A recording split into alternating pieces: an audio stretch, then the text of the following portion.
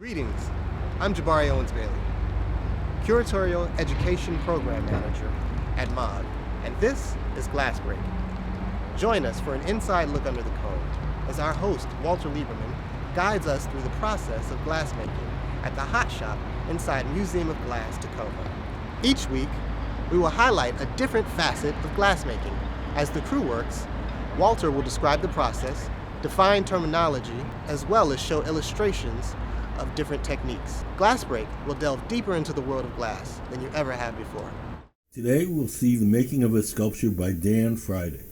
Dan is a Native American artist, a member of the Lummi Nation. Much of his work is influenced by his cultural heritage. The sculpture we're going to see today is called Salish Sea Bear. He will be assisted by Taylor Ames, Doug Burgess, Sayuri Fukuda, and Reese Walter. In making this sculpture, we're going to do what's called stuffing a color cup. Stuffing a color cup is taking a small bowl-shaped bubble and putting another bubble inside in order to layer color or patterns. Doug has gathered the glass that we're going to use to make the body of the sculpture. The glass appears to be orange because it's hot, but it in fact is actually clear.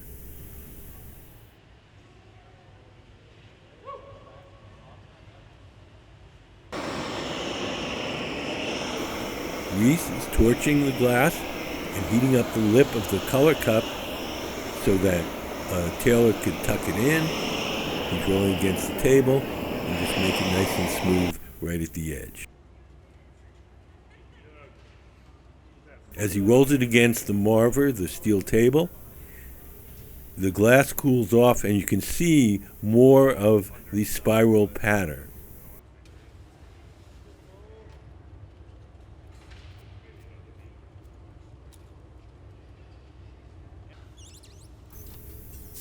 Dan is shaping the glass using a pad of wet newspaper, while Reese is holding a wooden paddle and shielding his arm from the heat. Now we're going to go into a second color cup. The first color cup put on the spiral pattern. The second color cup adds a transparent color, in this case blue. Once again, we're fooled by the heat. Everything looks orange. The next thing we're going to do is pick up some pieces of fused glass to add as decoration to the body of the bear. Taylor is making the preparatory shape. We're heating up the little pieces of fused glass. We roll the glass over the little pieces of fused glass, and then we're going to melt them in, and those will become decorations on the surface of our sculpture.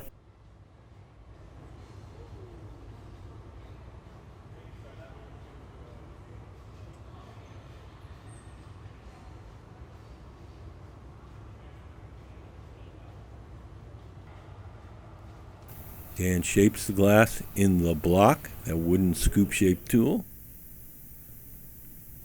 He rounds it out. He sprays a little water on the glass by the pipe to cool it off and stiffen it.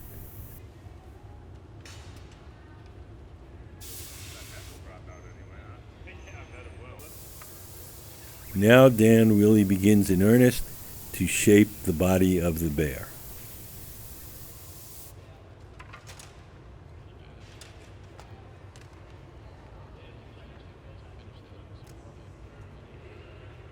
He tugs at the glass and kind of to stretch it out, not to make the final shape.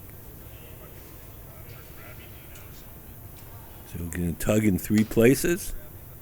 There it goes in the middle.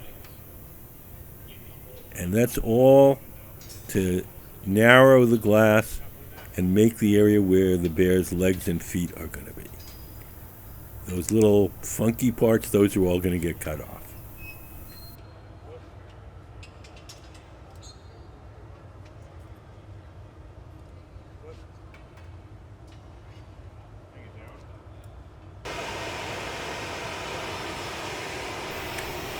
Now Dan is grabbing a little glass at the very back to pull out the tail of the bear.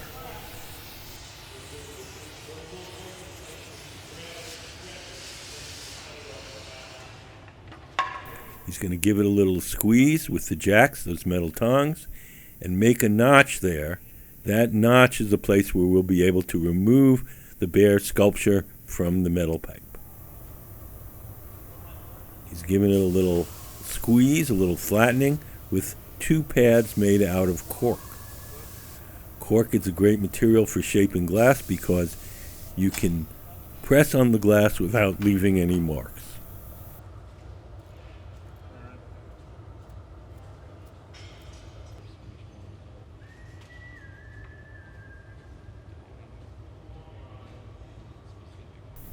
Once again, they're tugging on that glass to change the general shape.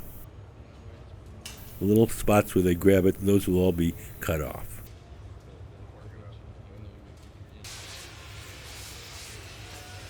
He's torching now the base where the bear's feet will be. He's yanking out the tail. When you heat the glass with a torch, you can get just one part of the glass very hot and very soft and leave the rest of the shape absolutely untouched. I'm going to transfer the glass from the rod it was first formed on to a second steel rod called the Punty. This second steel rod will hold the bear from the bottom while we shape the top. In this case, we're using a rather unusual shaped Punty.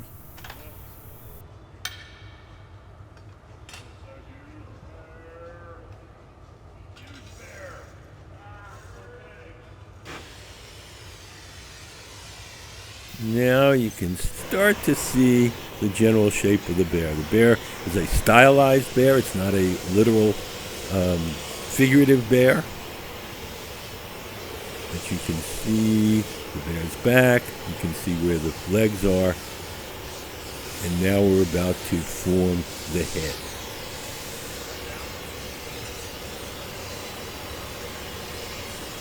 Once again, the torch just softens the part that we want to shape.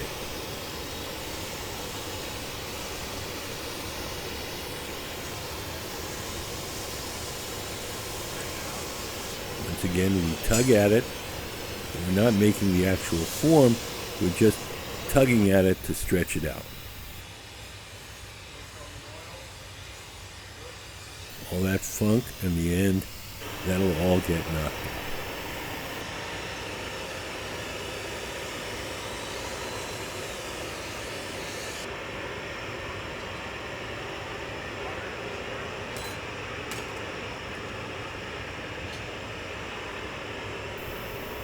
Water, and a tap.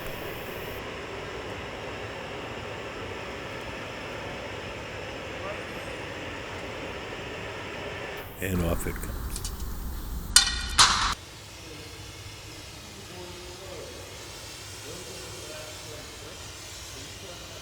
So now you're starting to see the bear's neck and the head.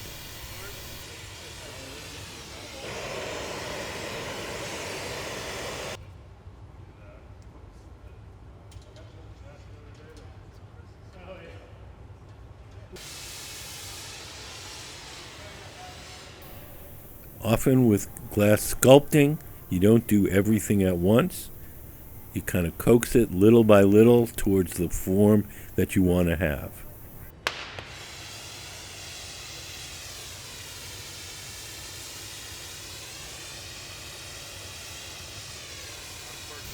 At the end of this video, we'll be showing you a picture of the finished piece. So remember what it looks like here and note how different the colors will be when it's done.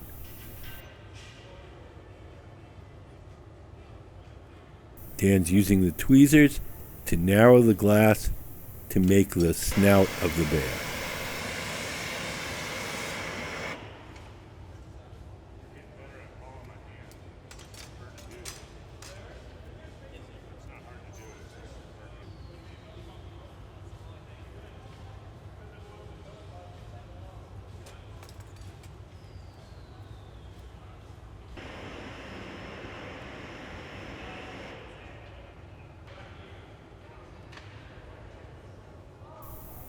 we're poking in there a little bit to get the ears.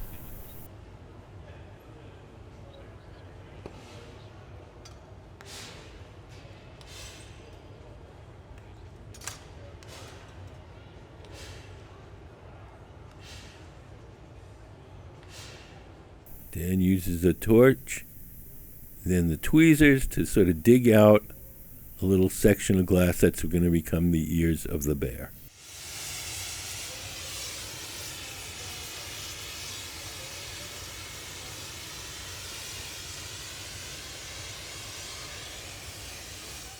The bear is done. We'll break it off the metal pipe and place it in the annealing oven where it will be cooled slowly overnight. When Reese grabs that bear, it's about 1,000 degrees. The glass is hard, it won't change shape, and we'll put it into the annealing oven where it will cool for a number of days. The thicker the glass is, the longer we take to cool it.